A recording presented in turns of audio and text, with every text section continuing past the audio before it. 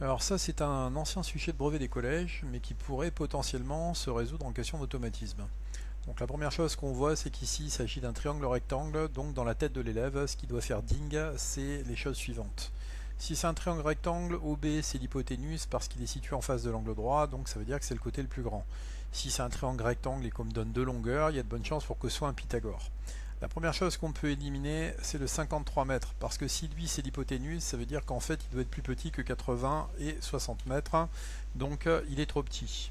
La deuxième longueur qu'on doit utiliser, c'est aussi le 1000 mètres, parce qu'en fait 1000 mètres, on se dit que si ici j'ai 80, ici j'ai 60, 1000 mètres c'est beaucoup trop grand pour que ce soit la réponse, donc c'est pas bon non plus.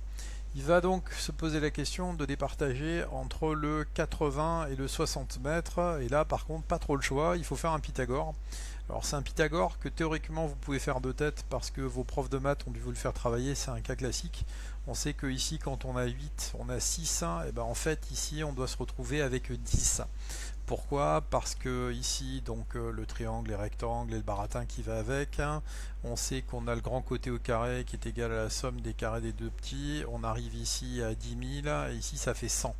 Mon cas de 8, 6, 10, on le retrouve avec un décalage du 0, c'est-à-dire 8 au carré ça fait 64, 6 au carré ça fait 36, 64 plus 36 ça fait 100, et 10 fois 10 ça fait 100. Donc c'est pour ça qu'on peut le voir. Sinon, on pouvait aussi essayer de déjouer le piège qui nous était proposé, c'est aussi de se rendre compte qu'on va essayer d'inciter l'enfant à faire 80 plus 60 et ça fait 140, mais l'élève qui connaît son théorème de Pythagore sait que ça ne peut pas être la réponse, donc ça peut être des carrés. On vient donc de voir qu'on pouvait faire entièrement cet exercice sans avoir besoin d'utiliser le théorème de Pythagore, mais uniquement en ayant la connaissance du théorème de Pythagore et des conséquences qu'il peut avoir.